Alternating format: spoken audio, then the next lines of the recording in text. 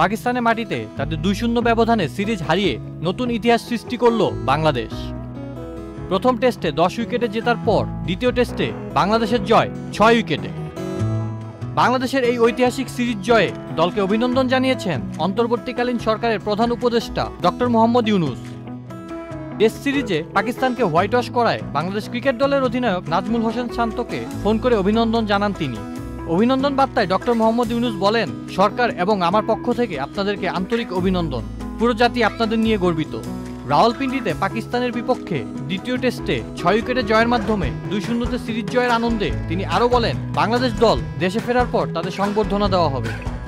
এছাড়াও white wash করে পাকিস্তানের বিপক্ষে প্রথমবারের মতো টেস্ট সিরিজ জয়ের পর বাংলাদেশ জাতীয় ক্রিকেট দলকে অভিনন্দন জানিয়েছেন যুব ও ক্রীড়া মন্ত্রণালয়ের উপদেষ্টা আসিফ মাহমুদ। তার ফেসবুক অ্যাকাউন্টে জয়ীদের অভিনন্দন জানিয়ে ভিডিও বার্তায় তিনি বলেন, জুলাই বিপ্লবের মাধ্যমে দেশে যে গণ অভ্যুত্থান হয়েছে তারই সুফল পাওয়া যাচ্ছে ক্রীড়াঙ্গনের প্রতিটি ক্ষেত্রে। দেশের এই ক্রান্তি লগ্নে ক্রীড়াঙ্গন থেকে আমরা একটা সুখবর পেয়েছি।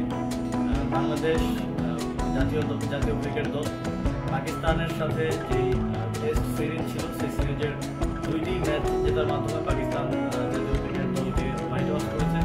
আমরা বাংলাদেশ জাতীয় দলের সকল খেলোয়াড়, কোচ সহ অফিসিয়ালদের অভিনন্দন এবং শুভেচ্ছা জানাচ্ছি। দেশের এই ক্রান্তি লগ্নে এই খবর দেশের জনগণের মনে কিছুটা হলেও স্বস্তির সঞ্চার করবে।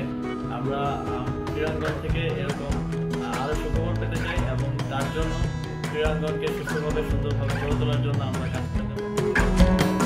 আসাফুল ইসলাম আকিব, চ্যানেল আই।